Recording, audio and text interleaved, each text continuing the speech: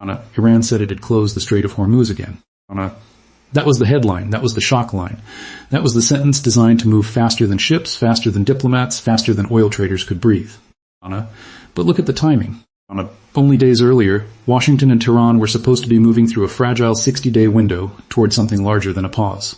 The public language was calm enough. Talks, memorandums, safe passage, de-escalation, ceasefire commitments, technical meetings. Then Lebanon exploded back into the story. Israel and Hezbollah exchanged fire, and Iran reached for the one lever that can make the entire world look up at once. Hormuz. Now pause there. Mine. The question is not whether Iran literally put a lock across the water like a gate across a harbor. The question is more dangerous than that. Did Iran make the world behave as if the gate might be closing? Because that is where the official story begins to crack. Reuters reported that shipping through the strait slowed sharply after Iran said it had shut Hormuz again.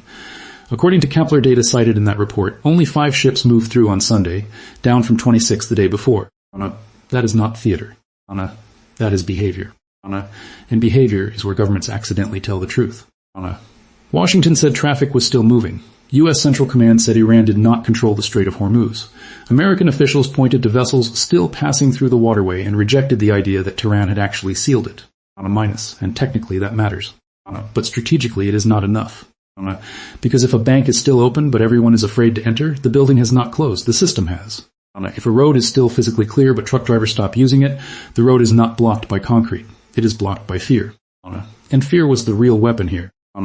The Strait of Hormuz is not just a strip of water between Iran and Oman. It is the throat of the global energy system. The U.S. Energy Information Administration has estimated that around 20 million barrels of oil a day move through Hormuz in 2024, roughly 1/5 of global petroleum liquids consumption. 1/5. Say that slowly.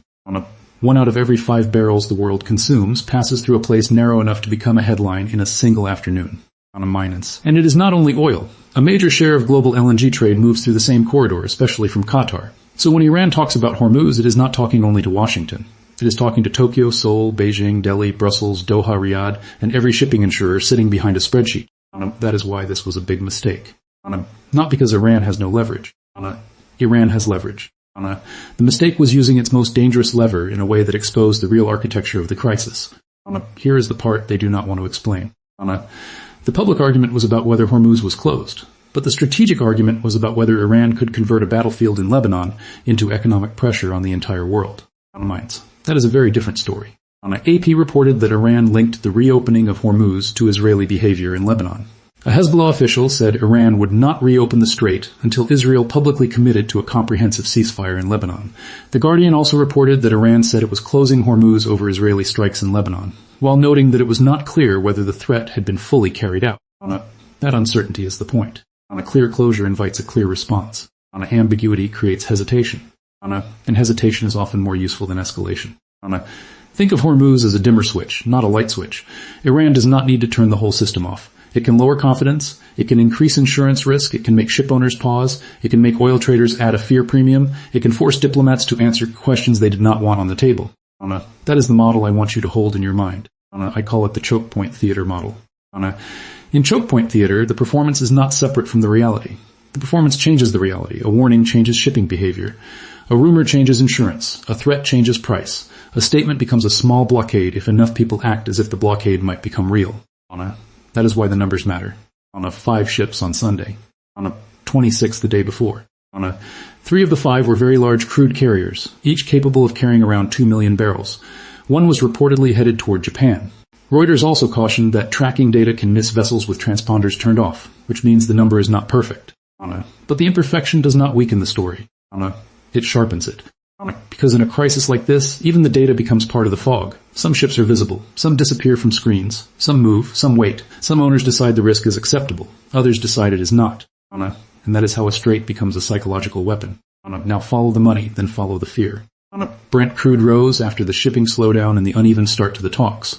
Reuters reported Brent above $81 a barrel, with prices touching higher levels as traders digested the Hormuz risk. The number itself is not the whole story. The movement is the story. Oil did not wait for a court ruling on whether Hormuz was legally closed. Markets do not wait for legal clarity. Markets price panic before politicians admit panic exists. And this is why the American denial was so important. Washington was not only describing reality. Washington was fighting over the meaning of reality. If the United States accepted Iran's wording, even indirectly, it would hand Tehran a psychological victory. It would signal that Iran could press a button and make the global energy system flinch. So the United States said, in effect, traffic still moves. Iran does not control the strait. We are watching. That was not just a fact check. That was deterrence. But Iran had already achieved something. It had made Hormuz the price tag attached to Lebanon. Look at the timing again. The Swiss talks were supposed to keep a larger crisis from spinning out of control. Qatar and Pakistan were mediating. The roadmap was reportedly built around a 60-day window. Technical teams were supposed to work through details. There was talk of safe passage, deconfliction, Lebanon, sanctions relief, oil waivers, frozen assets, and a future deal. Then Israel struck in Lebanon. Hezbollah was back in the frame. Iran responded through Hormuz. That is not a coincidence. This is what happens when one deal tries to cover too many fires without controlling the people holding the matches. Israel and Hezbollah were not simply background characters. Their actions could shake the entire diplomatic structure. Israel said it had a right to respond. Hezbollah signaled it would stop if Israel stopped. Iran tried to make the world absorb the cost of that local escalation. And suddenly a fight in southern Lebanon had a shadow over tankers in the Gulf. That is the trap. The public sees geography as separate. Lebanon is here, Hormuz there, Switzerland is somewhere else. But geopolitics does not work like a classroom map. It works like a nervous system. Strike one nerve and the whole body reacts. Iran tried to prove that. It tried to say if our allies are hit in Lebanon, the cost will not remain in Lebanon. It will move through oil. It will move through shipping. It will move through insurance. It will move through your inflation expectations and your diplomatic calendar. That is power. But it is also exposure. Because once Iran uses Hormuz this way, it reveals exactly how it thinks its leverage works. And once the world sees the mechanism, the world starts planning around it. That is the hidden consequence. In the short term, Iran can frighten the system. In the long term, it teaches the system where it is vulnerable. Every shipping company watching this now understands that Hormuz is not just a route. It is a political instrument. Every Gulf producer understands that export security is not only about wells and terminals. It is about whether one actor can turn a regional battlefield into a maritime crisis. Every U.S. planner understands that safe passage is not a phrase. It is a battlefield without bullets. This is why the reported MOU and the safe passage mechanism matter so much. After the talks, Reuters reported that mediators described a roadmap and technical follow-up. There was also reporting that 2 South Korean-operated vessels passed through Hormuz after the memorandum, while 22 Korean-operated ships remained in the risk area. That detail is small, but it is powerful. 2 ships moving does not mean the crisis is over. 22 ships still stuck means confidence is not returned. That is the difference between passage and trust. A vessel can pass through a danger zone. A market cannot instantly forget it was scared. And trust, once cracked, becomes expensive. Insurance goes up. Routes are issue warnings. Companies delay. Traders build risk into contracts. The water may be open, but the mental map has changed. Iran's gamble depended on this mental map. But here is the reversal. The stronger Iran's Hormuz card becomes, the stronger the incentive for everyone else to weaken that card. That is the big mistake. A weapon used too loudly invites countermeasures. Sanctions are not a wall. They are a slow tightening belt around the ribs of a state. But choke points are not walls either. They are doors everyone remembers after someone threatens to lock them. Iran wanted to show it could touch the world's energy throat. It may have succeeded. But by doing so, it also reminded the world to build hands around that throat before the next squeeze. Now look at the actors one by one. Iran's immediate interest was not mysterious. It wanted leverage in talks. It wanted pressure on Israel. It wanted oil waivers. It wanted frozen assets and economic relief to be part of the conversation. It wanted to prove to domestic hardliners that diplomacy did not mean submission. A state under pressure rarely wants to look like it is asking. It wants to look like it is forcing. So Iran did not simply enter the Swiss talks with requests. It entered with a threat echoing through one of the most important maritime corridors on Earth. Is a negotiation tactic. But it is also a confession. It says ordinary diplomacy is not enough for us. We need the world to feel risk before the world takes our demands seriously. Now look at Washington. The United States had to keep 2 messages alive at the same time. First, negotiations are still possible. Second, Iran does not get to control Hormuz by announcement. That is difficult. If Washington reacts too aggressively, the talks collapse. If it reacts too softly, Iran appears to have discovered a low-cost way to intimidate global shipping. So the American position had to be precise. Deny the closure, affirm traffic, continue talks, and create mechanisms for safe passage. This is not calm because there is no danger. It is calm because panic would reward the tactic. Now look at Israel. Israel's calculation is also not simple. If it accepts limits because of a US-Iran deal, it may appear constrained by a negotiation it did not fully shape. If it keeps striking Hezbollah, it risks giving Iran the excuse to escalate through Hormuz. That means Israeli actions in Lebanon can become global energy events. That is a heavy burden. And it is exactly why Iran tied Hormuz to Lebanon. Iran was not only responding to attacks, it was trying to change the cost structure of Israeli behavior. Then there is Hezbollah. Hezbollah benefits from linkage. If violence in Lebanon can trigger pressure in Hormuz, then Hezbollah's battlefield gains a global shield. That does not mean Hezbollah controls Iran. It means Iran can use Hezbollah's battlefield as a diplomatic amplifier. An amplifier does not create the sound. It makes the sound impossible to ignore. Now look at the Gulf states. Saudi Arabia, Qatar, the UAE, and others are not spectators. They live inside the blast radius of this risk. Their exports, shipping schedules, insurance costs, and relationships with Washington are all affected. Qatar especially is in a delicate position because it is both a mediator and a major LNG exporter whose shipments depend heavily on Hormuz. That is not a comfortable chair to sit in. An alliance is not a family photo. It is a room full of countries pretending not to count the knives. And in this room everyone is counting. This is where the official story becomes too small. Did Iran close Hormuz? The real story asks, how much closure does Iran need to create political value? A full blockade is dangerous. It damages Iran's own interests. It risks pushing buyers, shippers, and Gulf states into harder alignment against Tehran.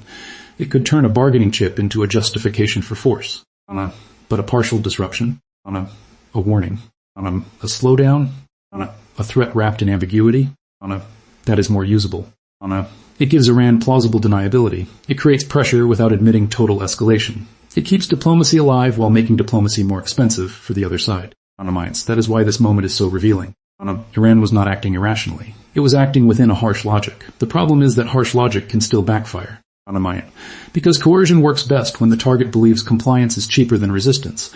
But if coercion convinces the target that the coercer will keep returning to the same weapon, resistance becomes a long-term investment. That is when the weapon starts losing value. The world cannot move Hormuz. Geography is stubborn. But the world can change how it manages Hormuz. It can increase naval coordination, it can expand monitoring, it can build alternative routes, it can adjust inventories, it can pressure insurers, ship owners, and regional governments into pre-planned responses. None of that happens overnight. But the idea starts overnight. It starts the moment one country says, I can close this, and everyone else quietly writes down, we need to make that less true. That is the strategic cost Iran may have underestimated. Now, to be fair, there is a strong counter-argument. Smart people can argue that Iran did not make a mistake at all. They can say Tehran had few options left. Sanctions pressure was already severe. Israel was acting in Lebanon. The United States was demanding restraint while maintaining its own military posture. Iran needed to show that the costs of ignoring its red lines would not stay local. That argument deserves respect. A state with no credible threat is not negotiating. It is petitioning. And Iran does not want to petition. From Tehran's perspective, Hormuz is one of the few instruments powerful enough to force attention from every capital that matters. A statement about diplomacy can be ignored, a speech can be dismissed, a protest can be contained, but a choke point threat touches ships, fuel, inflation, and voters. That is why Iran reached for it. And if the goal was to force the world to notice, it worked. Reuters noticed the traffic slowdown. AP connected the threat to the Swiss talks. The Guardian highlighted the uncertainty. Oil traders reacted. South Korean vessels became part of the story. Qatar and Pakistan had to mediate around safe passage. So, yes, the tactic produced attention. But attention is not the same as advantage. Here is what the counter-argument cannot fully explain. If Iran had truly strengthened its position, why did the crisis immediately require mechanisms to guarantee safe passage? Why did the story shift from Iranian leverage to international management of the Strait? Why did the world begin measuring, monitoring, and negotiating around the exact tool Iran wanted to keep as a sovereign threat? That is the backfire. Iran tried to make Hormuz a bargaining chip. But the moment it did, Hormuz became a shared emergency. And shared emergencies invite shared control. That is dangerous for a country whose leverage depends on others believing it can act alone. This is the central fracture in Iran's move. To use Hormuz, Iran must make the world afraid of unilateral Iranian power. But the more afraid the world becomes, the more it organizes multilateral pressure to neutralize that power. It is a lever that weakens when over-displayed. That does not mean Iran is powerless. It means Iran's power is costly to use. And costly power is different from free power. A gun on the table changes the room. But if you put it on the table every time someone disagrees with you, eventually everyone enters the room wearing armor. That is what may be happening now. The next 48 to 72 hours matter because this crisis is not only about what Iran said. It is about whether behavior returns to normal. The first thing to watch is ship traffic through Hormuz, especially whether the number of visible commercial vessels rebounds toward pre-threat levels or remains depressed. If traffic stays low even after diplomatic language improves, then fear has become more important than the official statement. The second thing to watch is the Lebanon front, especially whether Israel and Hezbollah reduce fire in a way that Iran can publicly present as a reason to ease pressure. If the fighting continues, Tehran will face a choice: escalate the Hormuz threat again, or quietly retreat from its own linkage. The third thing to watch is the safe passage mechanism from the Swiss track. If Qatar, Pakistan, Washington, and Tehran produce practical coordination that lets vessels move, then Iran's threat will have forced a new management system. That may calm markets, but it may also reduce Iran's freedom to use Hormuz next time. Those are the three signals. Not speeches. Not slogans. Traffic, Lebanon, and safe passage. Because the question is not what they said. The question is what they moved. And right now everyone is trying to move without looking afraid. Iran wants to look defiant. The United States wants to look in control. Israel wants to look unconstrained. Hezbollah wants to look protected. The Gulf states want to look stable. The markets want to look rational. But underneath all of that, the same truth keeps pressing upward. The modern world is built on routes it pretends are normal until someone threatens them. A single narrow waterway can expose the weakness of powerful countries. A few ships can become evidence. A slowdown can become a warning. A statement can become a pressure campaign. A local battlefield can reach into the fuel tank of a country thousands of miles away. That is the real drama of Hormuz. Not that Iran closed it like a door, but that Iran reminded everyone the door exists. And in geopolitics, reminding the world of a vulnerability is sometimes useful, but sometimes it is the beginning of your own containment. Because once the world sees the knife, it stops pretending the dinner is peaceful. So when you hear the phrase, Iran tried to shut Hormuz again, do not stop at the headline. Ask what changed after the sentence was spoken. Ask who slowed down. Ask who denied it. Ask who paid more. Ask who rushed to Switzerland. Ask who suddenly needed a safe passage mechanism. That is where the story lives. Not in the announcement. In the reaction. Iran tried to turn Hormuz into leverage. It may have done exactly that. But by turning the strait into the center of the crisis, Iran also turned its own strongest card into the world's newest target for control. That is the big mistake. And here is the question that should stay with you after the noise fades. If the global order can be shaken not by closing a choke point, but by making people believe it might close, then who really controls the world? The countries with the weapons or the fears everyone else is forced to price in?